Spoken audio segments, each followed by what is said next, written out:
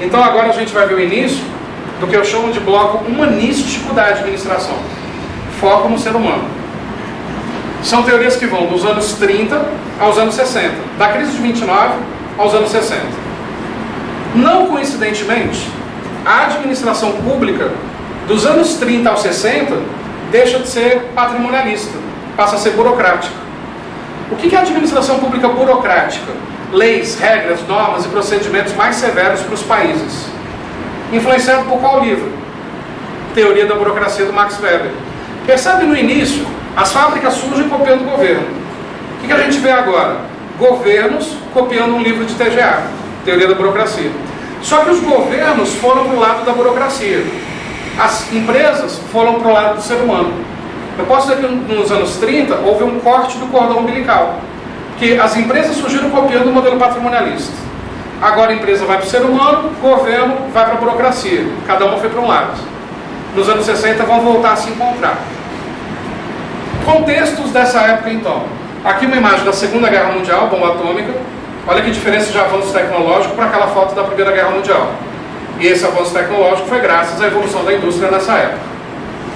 Aqui uma outra foto de pessoas numa fábrica. O que vocês percebem de diferente nessa foto? São mulheres. Sentadas são mulheres. Mulheres começam a serem permitidas nas fábricas. As feministas de hoje defendem a ideia de que isso aqui foi uma conquista. Não foi uma conquista, foi uma permissão. Por que foi uma permissão? Começa a Segunda Guerra Mundial. Quem é que foi para a guerra? Os homens. A fábrica podia parar? Permite as mulheres. Então não foi conquista. Só que de alguma forma a mulher se beneficiou disso, porque começou a trabalhar aqui e aí não parou mais. Não era que eram só mulheres. Homens continuavam trabalhando nas fábricas, porque não foram todos os homens para a guerra, mas as mulheres começaram a conquistar espaço. Aqui uma outra foto de sindicatos mais bem constituídos, mais bem organizados, que surgiram nessa época e estão aí até hoje, só que hoje com outros interesses, né, como a gente sabe. Aqui uma logomarca da ABB para ilustrar o que algumas fábricas começaram a fazer na época. O trabalho era de domingo a domingo. Não tinha direito a nada. Você não podia nem conversar com o colega ao lado. Agora não. A partir dos anos 30, o mundo, o governo passa a ser burocrático. Qual é a principal característica da burocracia? Não são leis? Os países começam a criar leis para tudo quanto é canto. Vamos voltar para a história do Brasil. Quem assume o governo do Brasil em 1930? Getúlio Vargas.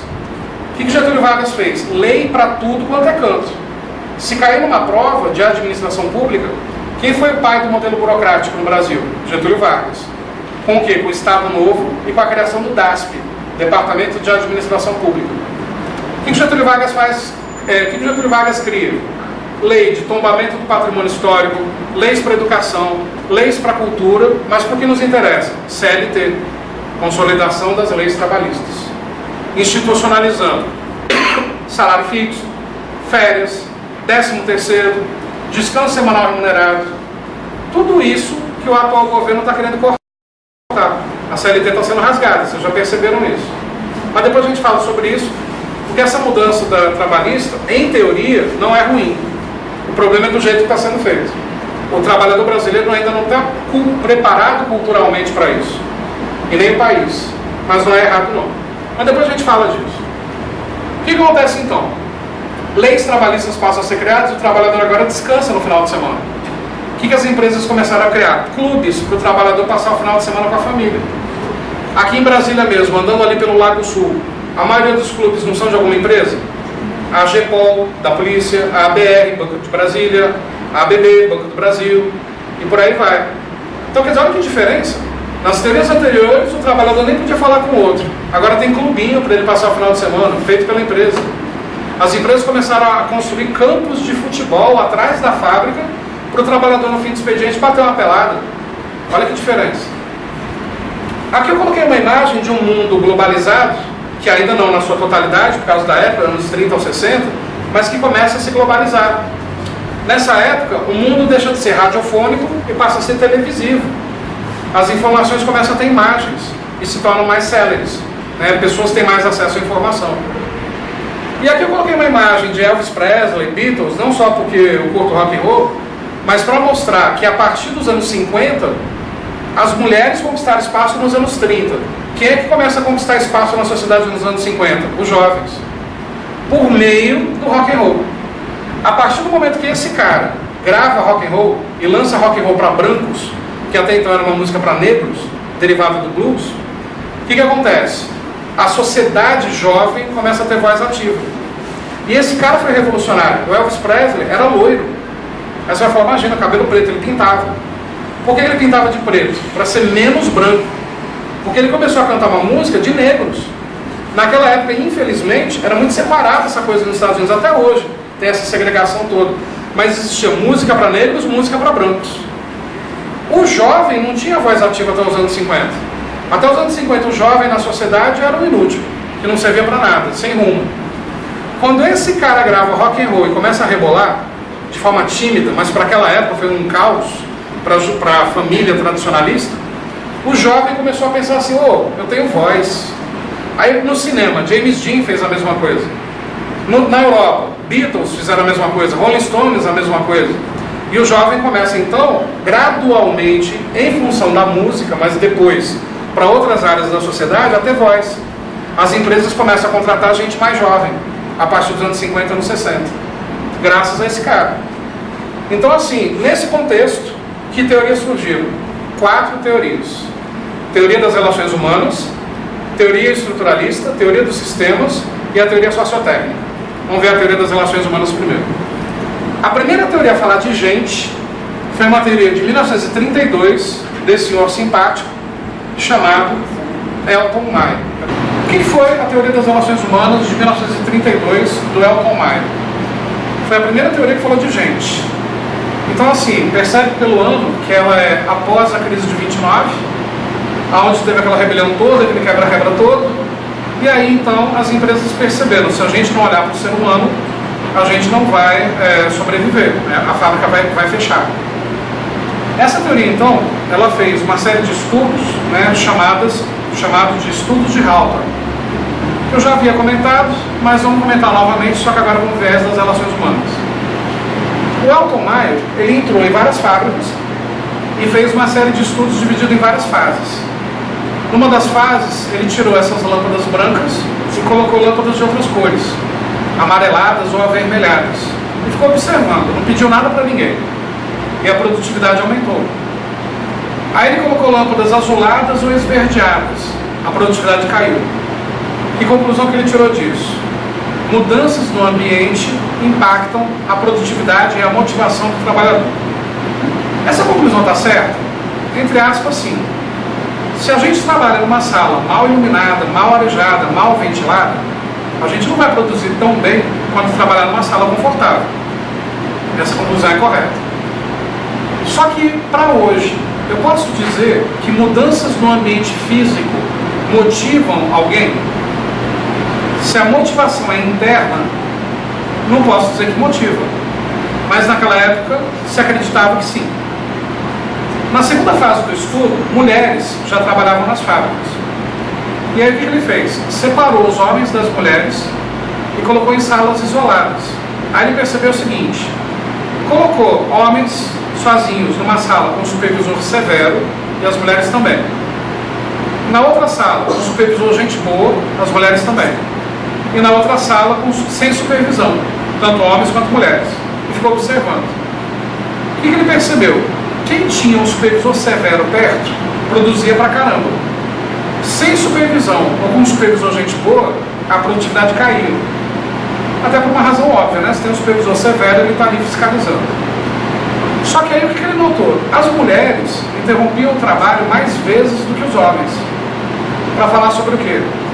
Vida pessoal. Vamos chamar isso de fofoca, né? Os homens interrompiam menos vezes, só que o tempo de interrupção dos homens era maior que o das mulheres. Para falar sobre o quê? Greve, motim, rebelião, como fugir do trabalho. Que conclusão que ele tirou disso? Que a motivação no trabalho varia de acordo com o gênero. Essa conclusão é correta?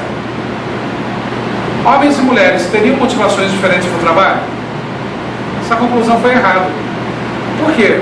Aqui na sala tem homens e mulheres querendo a mesma coisa. Assistindo o vídeo tem homens e mulheres querendo a mesma coisa. Eu não posso dizer que para o trabalho a motivação varia de acordo com o gênero. Não varia. Só que olha o ano da teoria, 32. Se o mundo é machista hoje, nos anos 30 era pior. E obviamente ele tinha uma visão machista. E outra coisa, a mulher tinha acabado de conquistar espaço no mercado de trabalho. Ela iria reclamar? Não. Mas o homem já estava no mercado de trabalho há 30 anos sendo escravizado pelas fábricas. Esse homem já reclamava. Se ele tivesse esperado pouco tempo, em 35, as mulheres já começaram a assumir lideranças sindicalistas. As mulheres são muito mais rápidas que os homens para pensar, para agir, muito mais inteligentes. Se antecipam muito mais as coisas. Só que na época ele não enxergou isso. Então ele falou que a motivação variava de acordo com o gênero.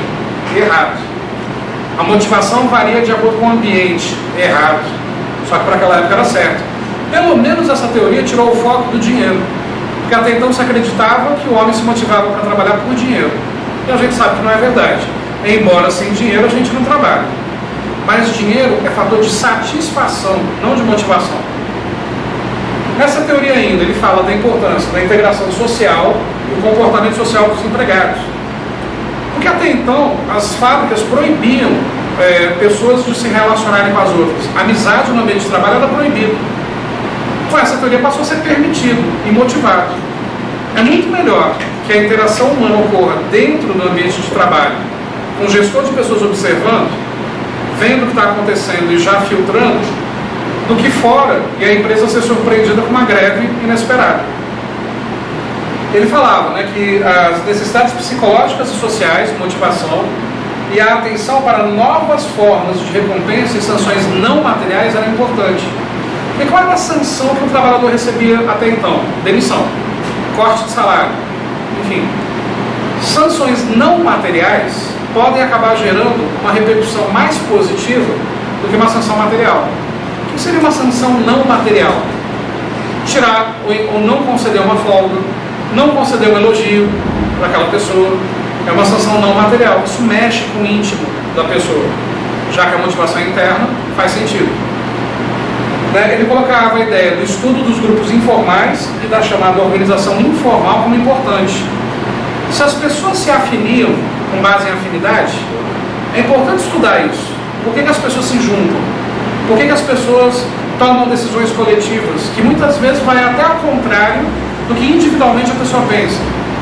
Porque é uma necessidade humana se afiliar a outras pessoas, fazer parte de um grupo. Muitas vezes, a gente assume o comportamento do grupo, sem querer assumir, para que não fiquemos fora do grupo, que é uma necessidade nossa fazer parte de uma tribo. Aí ele colocava o despertar para as relações humanas dentro das organizações. Como que as pessoas se relacionam dentro do universo organizacional? Como que surgem as amizades? Como que surgem as inimizades? Como que o trabalhador tem que tratar o cliente? Ou no caso do servidor público, o cidadão? Como que tem que ser essa relação? Para isso, a gente tem que hoje ter noções de antropologia, sociologia e psicologia. Daqui a pouco a gente vai ver a importância dessas noções. E ele ainda colocava a importância do conteúdo dos cargos e tarefas para as pessoas, porque a partir do momento que a gente sabe por que aquele nosso cargo é importante, para que ele serve, a gente se apega e, consequentemente, trabalhamos melhor. Eu posso dizer, então, que no universo organizacional, falar de relações humanas surgiu a partir dessa teoria. Até então não se falava. Mas, obviamente, o ser humano se relaciona um com o outro desde muito antes disso, desde a pré-história, literalmente falando. Então, relações humanas é algo muito antigo. Essa teoria coloca relações humanas para o ambiente de trabalho. Quando a gente fala de relações humanas em provas de concurso, a gente está falando de relações humanas dentro do trabalho, mas fora do trabalho também. Embora as mesmas teorias expliquem dentro e fora do trabalho, essas teorias, quando explicadas, os exemplos para dentro do trabalho são diferentes dos exemplos para fora do trabalho. E em relações humanas em provas de concurso pode cair os dois exemplos. Só para fechar essa teoria, embora a gente já tenha visto esses exercícios, nós vamos comentá-los de novo. Na teoria das relações humanas de Alton Mayo, a colaboração humana é determinada antes pela organização formal do que pela informal. Certo ou errado? A colaboração entre as pessoas ocorre por afinidades, informal, ou porque a empresa determina? Ocorre por afinidade. Mas você concorda que dentro das empresas, se as empresas não permitirem, isso não vai ocorrer de forma natural? Então, essa questão é dúbia. Cabe dois gabaritos, dá para justificar os dois. Afirmar que relações humanas ocorrem antes pela formal do que pela informal é correto quando a gente assume a ideia de que se a organização não permitir, isso não vai acontecer. Aí é correto. Por outro lado, poderia defender o errado como gabarito, afirmando que a relação humana, que os grupos informais ocorrem por afinidade. Então é antes pela informal. Se a formal decidiu aceitar, é porque a informal existiu antes. Então dá para defender os dois gabaritos. Nesse caso, qual seria o gabarito para a gente colocar na hora da prova? Gabarito correto. Surge primeiro pela formal, depois pela informal, que as empresas permitiram a partir dessa teoria. Outra, a teoria das relações humanas, de Alton Mayo, causa um desvio do foco de análise do sistema técnico-produtivo para o sistema social. O que seria um sistema técnico-produtivo? Tarefa, que era o foco anterior. Causa um desvio da tarefa para a pessoa, para o ser humano, para o social. Como foi a primeira teoria que falou de gente, ela provoca esse desvio. Porque a partir dessa teoria, todas as outras falam de gente. Então, nesse caso, certo ou errado? Questão correta. E a última aqui para a gente fechar essa teoria.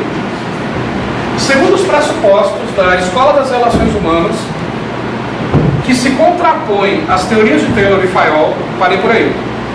A Escola das Relações Humanas realmente se contrapõe às teorias de Taylor e Fayol? Se contrapõe. Porque Taylor e Fayol, o foco era a tarefa. O trabalhador se motivava por dinheiro. Essa teoria fala de gente e que o trabalhador se motiva por outras coisas, não por dinheiro. Então aí está correto. O trabalho é uma atividade grupal, sem os indivíduos motivados psicologicamente e não economicamente para o trabalho. Foi a mudança do foco. Então, nesse caso, a questão está o quê? Correto. Então, o que ocorre? Isso é a teoria das relações humanas. Foi a primeira teoria que falou de gente e que aí dá espaço para as teorias que a gente já viu. A teoria estruturalista, que cria uma estrutura para isso, e as outras teorias todas. Falando de gestão de pessoas e relações humanas, essa teoria é o marco, que inicia relações humanas positivas dentro de uma empresa. Só que falar de relações humanas é desde que o mundo é mundo. Desde que existe uma tribo, existe relação humana. Bom, a próxima teoria, então, se chama teoria estruturalista. Ela é de 1948. Essa teoria não tem um autor. Ela é um apanhado de vários estudos, de vários autores, que acabaram se consolidando numa teoria só. Então tem estudos do próprio Max Weber, que evoluiu, deixou de ser tão frio e mecanicista. Karl Marx, Gestalt. Então, quer dizer, essas pessoas que escreveram livros no passado, tão focadas em rigidez, regras e leis, começaram a se flexibilizar um pouquinho. E aí veio a teoria estruturalista. O que é a teoria estruturalista? Perceba uma coisa. A primeira teoria que surgiu foi a científica do Taylor. A segunda teoria, a burocracia, ela não organiza uma estrutura para que o foco na tarefa exista. O foco não mudou agora para ser humano? Então essa próxima teoria tem que ter foco na estrutura também, para reorganizar uma estrutura que agora é para o ser humano. Só que olha a distância da teoria das relações humanas, que é de 32, para essa próxima teoria que é estruturalista, que é de 48. Então, quer dizer, 16 anos se passaram, muita coisa aconteceu no mundo até 48. Nesses 16 anos, deu tempo de todos os países praticamente criarem leis trabalhistas, do trabalhador ser visto de forma diferente no mundo inteiro. Todas as fábricas começaram a criar campinhos de futebol, clubes para o trabalhador passar o final de semana. Então deu tempo de realmente o foco mudar.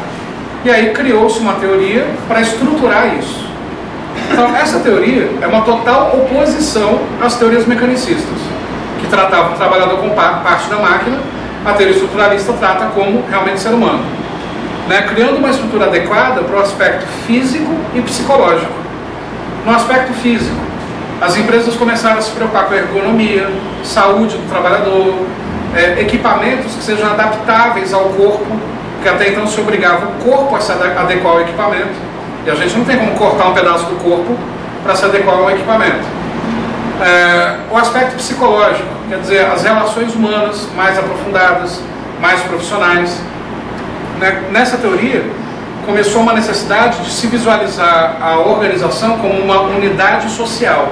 Isso é, grupos de trabalhadores que trabalham em grupo, né, e não sozinhos. Grande e complexa, onde interagem esses grupos sociais. Então, o que vem a ser esse estruturalismo? É a teoria que se preocupa com o todo e com o relacionamento das partes na constituição do todo. Então, quer dizer, ela se preocupa com a empresa inteira, mas também se preocupa com cada pessoa.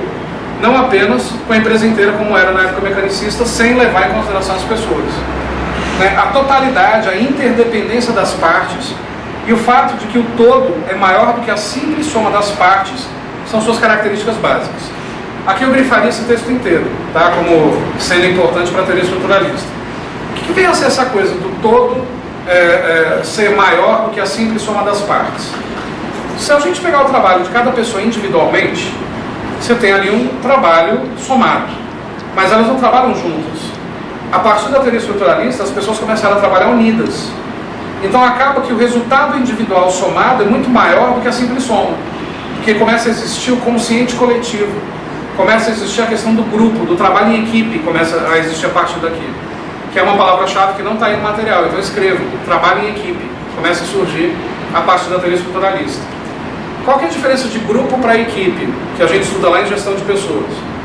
Grupo é um conjunto de pessoas isoladas que cada um faz o seu. Podem até trabalhar juntas na mesma sala, mas ninguém nem fala com a outra. Equipe, eu posso ter pessoas isoladamente sozinhas, mas que se comunicam trabalhando em conjunto. Então, quer dizer, começa a existir isso a partir da teoria estruturalista. Então, na realidade, essa teoria é muito fácil. O que a teoria estruturalista faz? Cria uma estrutura física e psicológica adequada para esse trabalhador que agora está cheio dos direitos, né, direitos trabalhistas e tudo mais, com a consolidação da ideia dos grupos informais colocadas pelo autor anterior, que foi o Elton Mayo, na teoria das relações humanas. Beleza? O que as bancas já perguntaram sobre essa teoria? Então está aqui uma questão do CESP sobre a... Ah, não, na realidade aqui é a continuação do texto. Deixa eu continuar o texto então. A teoria estruturalista representa um desdobramento da teoria da burocracia, porque a teoria da burocracia é com foco na estrutura para tarefas. A teoria estruturalista é com foco na estrutura para pessoas, né? E uma leve aproximação à teoria das relações humanas. Representa também uma visão extremamente crítica da organização formal, porque como agora prioriza o trabalho em equipe, a organização formal, para essa teoria, passa a ter um pouco menos de importância. Você falou que a teoria estruturalista é focado para pessoas. Para pessoas, tá? Para ajeitar e ajustar a empresa que agora está focada no ser humano a partir da teoria anterior, que foi a teoria das relações humanas. Então, o movimento estruturalista teve um caráter mais filosófico, né, na tentativa de obter a interdisciplinaridade das ciências. Passa a existir a partir da teoria estruturalista o início da ideia de que eu não tenho que fazer só uma coisa só apertar parafuso. Eu tenho que saber outras coisas também, para poder trabalhar em equipe. Só que é o início da ideia. A consolidação disso vem na próxima teoria, que é a teoria de sistemas. Então, o que a banca já perguntou sobre isso? Questão. A teoria estruturalista nasceu da necessidade de difundir conceitos da teoria clássica, que tinha foco nas tarefas, com a teoria das relações humanas, que tinha foco nas pessoas, sem deixar também de ter como base a teoria da burocracia com foco na estrutura. Certo ou errado? A questão está correta. Embora a teoria da burocracia tenha foco em tarefa, ela influenciou a teoria estruturalista, porque cria estrutura. Por isso que eu falei da importância da gente sempre entender TGA na ordem cronológica. Se todas as teorias anteriores influenciam a próxima, e uma questão como essa, você tem que lembrar quais são as teorias anteriores à estruturalista. Todas as que estão aqui citadas são anteriores? Vamos ver. Teoria clássica é anterior à estruturalista, e tinha foco na tarefa mesmo. Teoria das relações humanas é anterior imediatamente anterior à estruturalista, foco nas pessoas. E a teoria da burocracia foi a primeira que teve foco em estrutura, só que focada em tarefa. E agora é a teoria estruturalista com foco em pessoas. Questão correta. Bastava lembrar do nome das teorias anteriores. Beleza? Bom, com isso então agora chegamos no ano de 1951. E aí vem a teoria mais revolucionária de todas as teorias da TGA. Embora essa teoria seja de 51, o texto continua moderno até hoje, chamada Teoria dos Sistemas, de um biólogo de nome Ludwig von Bertalanffy. O que esse biólogo escreveu? O que biologia tem a ver com a administração? Muito mais do que a gente imagina. O biólogo Bertalan Fay, ele fez uma analogia entre sistemas vivos, seres vivos, sistemas biológicos e empresas. Então, por exemplo, um ser vivo, seja uma planta, seja um ser humano, seja um animal, não é um conjunto de sistemas que interagem.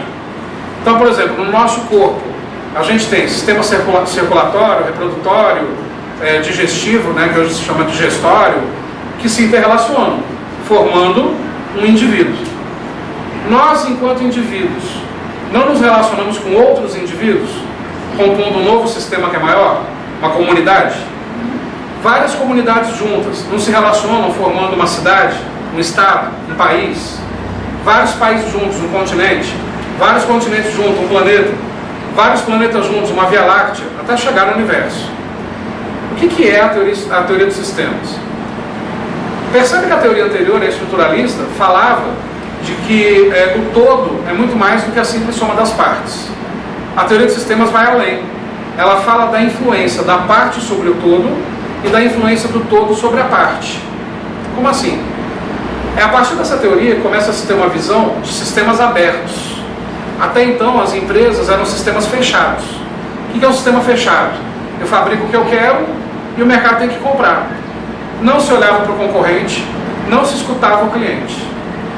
Como em 1929 as fábricas quebraram justamente por causa disso, em 51, pós Segunda Guerra Mundial, o Bertalan Fay cria a ideia de que se um ser vivo é um conjunto de sistemas que se relacionam com outros sistemas, uma empresa é um conjunto de empregados e departamentos que tem que se relacionar com outros sistemas. Cliente, concorrente, economia, mercado, meio ambiente, recebendo influência do mundo à sua volta e essa empresa influenciando de volta o mundo ao redor, tal qual um sistema biológico.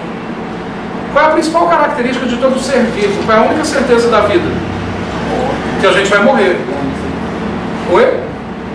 E a missa de domingo, né? Para quem vai na missa. Mais certeza do que a missa é de que a gente vai morrer, né? E aí o que acontece? As empresas também vão morrer. Elas não são feitas de pessoas? Pessoas não morrem? Toda empresa morre. Só que o que uma empresa tem que fazer para continuar viva? Fazer a comparação com a biologia. Aí o que Bertalan Fay faz? Ele pega várias palavras da biologia e transforma em gestão. Essas palavras caem em prova. Então, quando a gente fala de visão sistêmica ou visão holística, é entender a correlação da parte sobre o todo e do todo sobre a parte como se fosse um sistema vivo, como as organizações são sistemas vivos. Essa teoria é com base numa teoria chamada efeito borboleta. Você já deve ter ouvido falar no filme, efeito borboleta. Só que o filme não tem muito a ver com a teoria, não. O que é o efeito borboleta para a teoria? Eu vou fazer uma pergunta para vocês, vocês vão achar que eu bebi alguma coisa, né, antes de fazer a pergunta. Olha só como é a visão da teoria de sistemas. Na opinião de vocês, uma borboleta lá na pré-história, na época da Pangeia, quando tudo era um continente só, antes de separar os continentes, milhões de anos atrás, uma borboleta naquela época poderia ser a causadora da Terceira Guerra Mundial em 2050? São duas realidades muito distantes, não são? Mas acompanha a linha de raciocínio e o nexo causal que eu vou colocar para vocês entenderem o que é a teoria de sistemas. Imagina uma borboleta borboleteando lá na pré-história e ela pousou numa flor que só existia uma no planeta inteiro. Essa flor hoje se chama rosa, só que só existia uma. Ela pousou na flor, um pouco do pólen dessa flor ficou preso na patinha da borboleta e ela continuou voando. Aí ela pousou numa região que hoje é o sul da França, terreno fértil, o pólen se soltou, germinou e nasceu rosas nesse terreno no sul da França, lá na pré-história. Como tudo era um continente só, com os milhões de anos se passando, essas rosas foram se espalhando pelo planeta inteiro. Com o tempo, os continentes não foram se separando? Consequentemente, rosas em todo o planeta. Essas rosas só existem hoje porque um dia essa borboleta na pré-história pousou numa única flor. Imagina agora que a gente chegou no ano 2000. No ano 2000, um casal jovem, de namorados, trocando juras de amor, carinho e tal, passeando de mãos dadas num bosque, coincidentemente no sul da França, trocam juras de amor, carícias, e esse homem pega uma rosa, arranca ali do meio da relva, para ficar poético, e faz uma declaração de amor para sua namorada, e dá a rosa para ela. Ela, seduzida, vê que não tem ninguém por perto, se deita sob a relva e começam a se beijar mais ardentemente. Nisso, percebendo que não tem ninguém por perto, começam a ter relações sexuais, sem uso de camisinha. Ela engravida. 9 meses depois, nasce uma criança, em 2001. Essa criança cresce, fica adolescente, se torna um adulto, e aos 49 anos de idade, em 2050, essa criança, que não é mais criança, agora é um adulto, se torna presidente de um certo país, que declara guerra contra o Irã e estoura a Terceira Guerra Mundial. Teria sido a borboleta culpada? Eu sei que parece que eu viajei, né? Que eu fumei todas, que eu bebi todas. Mas olha o nexo causal dessa história, que é o efeito borboleta. Se não tivesse existido essa borboleta na pré-história, não teria pousado na flor, não teria rosa no mundo inteiro. Consequentemente, não teria talvez a declaração de amor no ano 2000. Consequentemente, não teria o ato sexual. Consequentemente, a criança não nasceria. Consequentemente, ela não se tornaria presidente de um país e não teria guerra contra o Irã e não estouraria a Terceira Guerra Mundial. Teria sido a borboleta culpada? Indiretamente, mas muito indiretamente, sim. Se você entendeu essa lógica e aceitou, pela carinha de vocês não estão aceitando, mas se você entendeu e aceitou, você entendeu o que é a teoria de sistemas. A influência da parte sobre o todo e o do todo sobre a parte. Só que eu citei uma história inventada, muito maluca, né, aparentemente. Mas olha só, uma mesma história na sequência de nexo causal, vê se hoje não é possível. Mas se eu falasse essa história que eu vou contar agora, há 40 anos, me chamariam de maluco também. Uma fábrica emite poluente na atmosfera, aumenta o buraco na camada de ozônio, aumenta o aquecimento global. Consequentemente, degelo das calotas polares, aumenta o nível de água dos oceanos. E cidades litorâneas como Santos, Rio de Janeiro e Nova York são invadidas pelo mar e não existem mais. Isso é possível? Ninguém riu agora. Isso é possível nos dias de hoje. Só que por que ninguém riu agora? Porque todo mundo sabe que isso é possível, porque estudos vêm mostrando isso no decorrer das décadas. Mas se eu falasse essa história há 40 anos, me chamariam de maluco. Galileu Galilei não foi preso e morto numa masmorra porque falou que o mundo era redondo? E ninguém quebrava paradigma na época. Ninguém quebra paradigma hoje. A gente não enxerga um palmo na frente do nariz. A gente só enxerga aquilo que é o cotidiano. Isso é teoria de sistemas. Fazer as pessoas enxergarem além da caixinha, fora da caixinha, como a gente fala hoje popularmente. A teoria de sistemas, então, traz essas características da biologia, transformando em gestão. Então, por exemplo, a primeira característica da biologia é a tal da entropia. O que é entropia na biologia? É a característica que todo ser vivo tem de morrer, que é a única certeza da vida. Entropia é a degeneração do ser vivo. Se todo ser humano morre, se todo animal morre, se toda planta morre, uma empresa morre também. Porque a empresa não é feita de pessoas? As pessoas morrem. O que o ser vivo, no caso o ser humano, criou para desacelerar a morte? Criamos botox, alimentação macrobiótica, silicone, cuidados com a saúde. Isso não desacelera a morte? Só que vai morrer de qualquer jeito. Só que vai demorar mais tempo. Se entropia é a característica de morrer, como é que é o nome que se dá para a característica de desacelerar a morte? Entropia negativa. Ou negentropia. Então, o que é entropia negativa? Morrer mais tarde. Desacelerar isso. As empresas, se quiserem durar mais tempo, não vão ter que criar entropia negativa? O que é entropia negativa de uma empresa? Escutar o cliente, fazer o que o cliente deseja, mudar na velocidade que o cliente quer, multiplicar clientes, porque quando aquele cliente morrer já tem os outros, fidelizar o cliente e a família inteira do cliente. Isso é entropia negativa.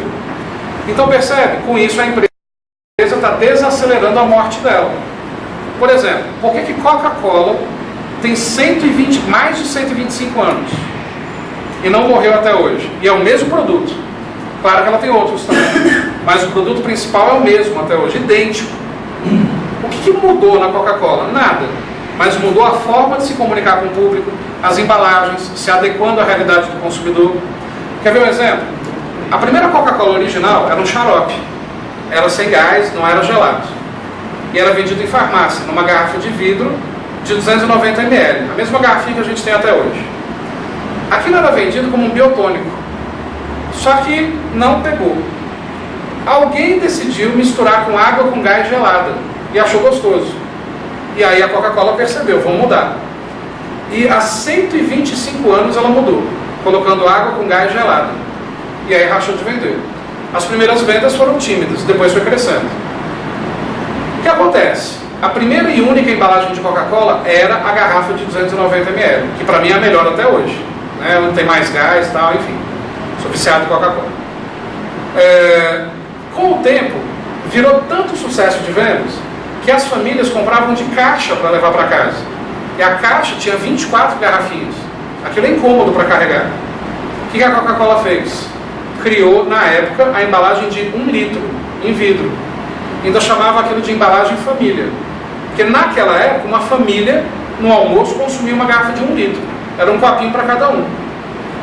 Só que as famílias foram crescendo. As garrafas foram aumentando. O consumo foi aumentando. As garrafas foram aumentando. Por outro lado, quando começamos os anos 40 e 50, com a liberdade do jovem e com a liberdade das mulheres, os casais começam a se separar. Porque até então as famílias ficavam juntas, mesmo um casamento ruim. Principalmente dos anos 60, sexo, drogas e rock and roll para frente, as famílias começam a se separar. O que a Coca-Cola lança? Embalagem individual, lata, que é a quantidade de um copo, para que a pessoa tenha uma praticidade maior para numa refeição rápida usar esse produto. E depois de um tempo, a embalagem de 600 ml, ainda de vidro. Não foi o que chegou no Brasil, isso mundo afora. No final dos anos 80, com o advento da AIDS, as famílias voltam a se juntar, por causa da promiscuidade e do risco da promiscuidade. Nos anos 90, famílias voltam a se juntar e a sociedade começa a defender causas. A partir dos anos 90 começa uma defesa do meio ambiente. O que a Coca-Cola faz? Cria a embalagem de 1,5 litro, 2 litros e 3 litros de plástico para respeitar o meio ambiente e atender a necessidade dessas famílias maiores. Hoje, a Coca-Cola tem embalagens para a família grande, para a família média, para a família pequena, para o indivíduo sozinho, para um golinho só no lanchinho, que é a caçulinha, e assim vai. Percebe, o produto é o mesmo, mas a embalagem evolui de acordo com o comportamento do consumidor. Como é que é o nome disso? Entropia negativa. Embora essa ideia seja de 51, isso não existe até hoje. Empresas que se preocupam com isso duram muito mais do que as outras que não se preocupam. Outra característica da biologia, homeostase. O que é homeostase na biologia? É a capacidade que todo ser vivo tem de se manter em equilíbrio. Por exemplo, vamos supor que você está caminhando e você decide correr muito rápido. Você não cai, a não ser que você venha perder esse equilíbrio correndo exageradamente. Por que a gente consegue manter o equilíbrio por um certo tempo e uma certa velocidade? É uma característica natural do nosso organismo de se equilibrar. E com isso, permanecer equilibrado. As organizações não têm que se manter equilibradas? Financeiramente, pessoalmente, tecnologicamente? O nome disso é homeostase. E a última palavra é homeorese. O que é homeorese na biologia? É a capacidade da gente buscar o equilíbrio quando atacado. Isso é natural do ser vivo. Por exemplo, você corta a carne, não cicatriza? Homeorese. A busca do equilíbrio quando atacado, é instantâneo e é automático. As empresas não vão ser atacadas todo dia pelos concorrentes? E a empresa não tem que se defender? O comportamento do consumidor hoje não muda da noite para o dia? E a empresa não tem que se adaptar? Homeorese. Então percebe, são palavrinhas da biologia que facilmente a gente transforma em gestão. Entropia, entropia negativa ou negeentropia, homeostase e homeorese. Essas palavras caem em prova, associadas à teoria de sistemas. Pode grifar essas palavras todas. Entropia, entropia negativa, homeostase e homeorese. E além disso, grifem também esse termo, visão sistêmica ou holística, que é sinônimo, que é entender essa correlação das partes sobre o todo e do todo sobre a parte. É a partir dessa teoria que as empresas começaram a escutar o cliente, começaram a olhar para o concorrente, começaram a se adaptar ao mercado e aos ambientes. Até então não era assim. como essa teoria abriu sistemas, nenhuma teoria posterior fecha. Então todas as teorias continuam sistemas abertos a partir da teoria dos sistemas. Beleza? Isso é a teoria dos sistemas. Vamos ver algumas questões sobre isso então. A visão mecanicista proposta por Bertalan Fay revela que para compreender a realidade é preciso analisar não apenas elementos isolados, mas também suas interrelações. Certo ou errado? Errado. Por que está errado? Não é mecanicista. A visão do Bertalan Fay não é mecanicista, é sistêmica ou holística. O único erro da questão é a palavra mecanicista. Questão errada. O resto está certo. Outro. Nas organizações vistas como sistemas fechados, há constante relação de múltiplos impactos ou interferências entre os subsistemas que constituem as estruturas organizacionais. Certo ou errado? Um de cada vez. Errado. Por que está errado? Não é fechado. A teoria dos sistemas não abriu os sistemas para receber influências? Aqui está dizendo, nas organizações vistas como sistemas fechados a essa influência. Não, é nas organizações vistas como sistemas abertos. Então, nesse caso, questão errada. Outro. Em uma organização, a homeostase ocorre quando a relação de equilíbrio entre a eficiência e a eficácia organizacional. Cuidado, olha só. Homeostase não é a busca do equilíbrio? A questão aqui quis te sacanear. Não é nem por causa de eficiência e eficácia. Essa questão está errada pelo seguinte. Em uma organização, a homeostase ocorre quando há equilíbrio entre a eficácia e a eficiência organizacional. Não está dando a ideia de que é só dentro da empresa?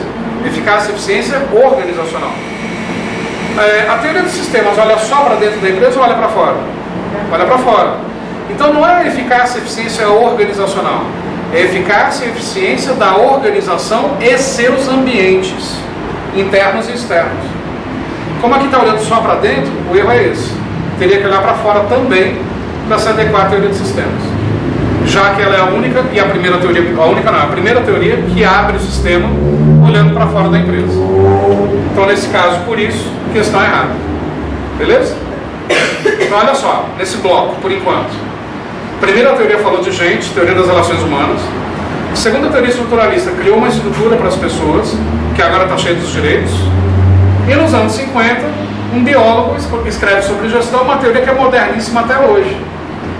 Por que essa teoria surgiu nos anos 50? Não foi nos anos 50 que o Elvis grava That's Alright Mama e lança o rock and roll? Não é a partir dos anos 50 que o mundo fica meio doidão? Rock and roll, jovens tendo voz ativa, mulheres já consolidadas no mercado de trabalho, drogas, sexo, drogas e rock and roll a partir dos anos 60. Então, quer dizer, embora o que eu estou falando soe como rebeldia do jovem, mas essa rebeldia trouxe como consequência o quê? Muita criatividade, muita abertura das empresas.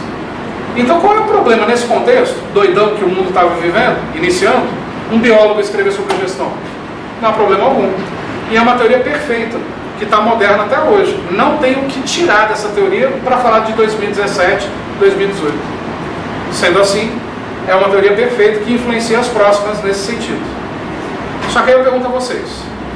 O primeiro bloco era focado em tarefa. Esse segundo bloco focado em pessoas. E essas três teorias só falam de pessoas e ambientes. Quem é que começou a reclamar agora? Os donos das fábricas. Cadê meu lucro? Cadê o foco na tarefa? Eu não montei uma empresa para ficar sendo bonzinho com o funcionário e eu não ter lucro nenhum. Começaram a reclamar. Começam a surgir então algumas teorias que tentam resgatar o foco na tarefa. Mas dá para resgatar o foco na tarefa desconsiderando todas as conquistas que o ser humano teve até aqui? Não.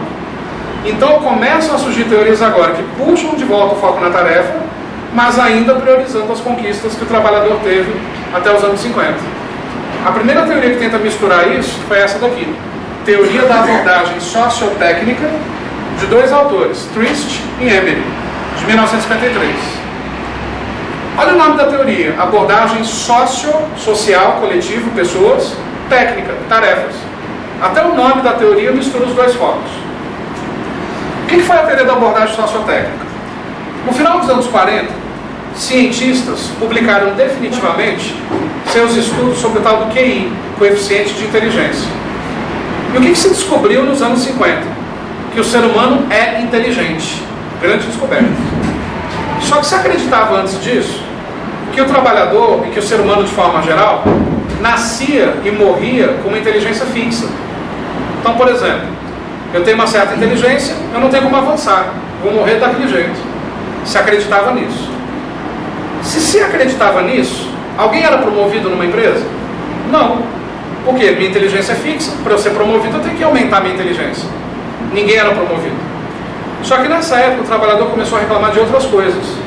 Começou a reclamar não mais de direitos, porque isso ele tinha conquistado. Começou a reclamar, não sou promovido, não sou elogiado, não sou reconhecido. O trabalhador ficou meio carente, né? As empresas perceberam o seguinte: se eu não atender isso rapidamente, vai vir outra crise de 29. É melhor atender. O que as empresas começaram a fazer então? Começaram a promover o trabalhador, mas não dá para promover só porque ele quer ser promovido. E outra, na opinião de vocês, o melhor vendedor de uma empresa, por ser o melhor vendedor, necessariamente vai ser o melhor gerente de vendas? Não.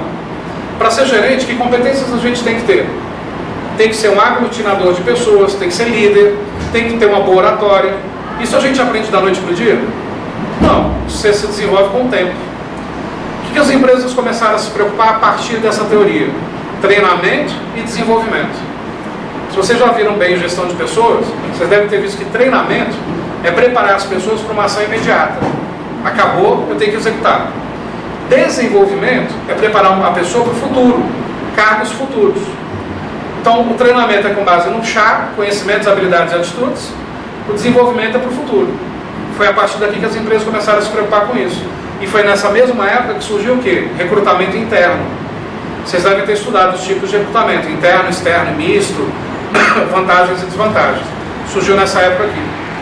Então, essa teoria leva em consideração que o ser humano é inteligente, né? Começa a existir uma visão sociotécnica da empresa, social, coletiva, pessoas, mas técnica, focada em tarefas, que, antes de mais nada, é um sistema aberto, porque, como eu falei, se a teoria de sistemas abriu, nenhuma teoria depois fecha.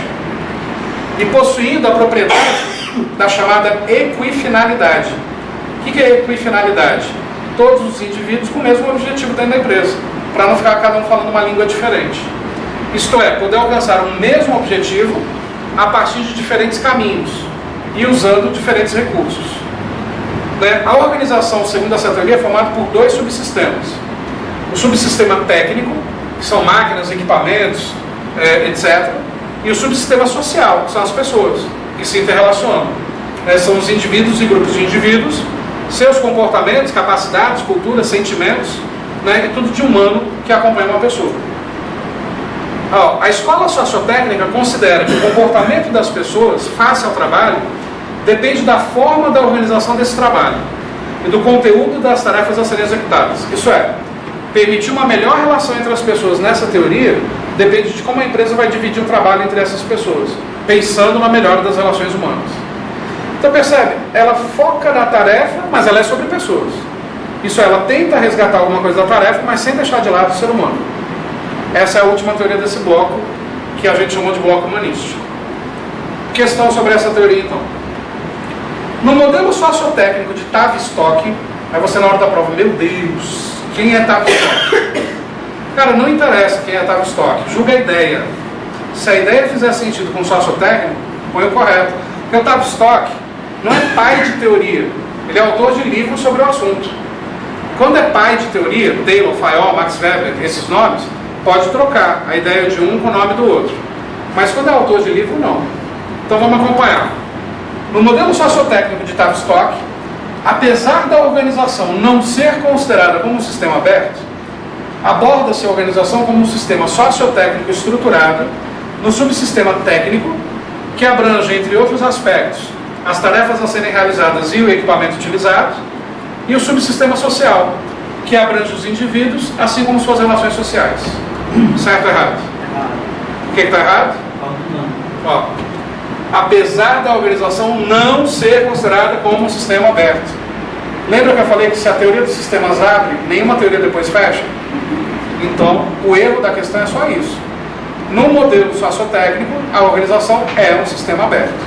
Questão então errada só por isso. Questão errada. Beleza? Com isso, a gente encerra o segundo bloco. Agora vem o terceiro e último bloco de teorias com as 4 últimas teorias. O que acontece então, galera? Agora a gente entra nos anos 60. Os anos 60 geraram uma revolução cultural enorme. Primeiro, o jovem definitivamente começou a ter voz ativa. Nos anos 60, na música, nas artes, veio a geração sexo, drogas e rock and roll. Tudo é liberado, tudo é permitido, tudo pode. O que é ruim por um lado, talvez, mas por outro lado, a criatividade, a produtividade é muito maior. E isso fez então com que os autores se modernizassem. Só que existia um grupo de autores, cobrados pelos donos das fábricas, de produzir livros resgatando de vez o foco na tarefa. Então a gente começa esse segundo bloco com um conflito. Existe uma tendência de resgate à tarefa, mas existe uma galera enorme, os chamados behavioristas ou comportamentalistas, que puxam de volta o foco do ser humano. Então fica uma guerra de foice, uma guerra de... uma briga de corda, né? Nesse contexto, então, que informações a gente tem sobre o mundo da época?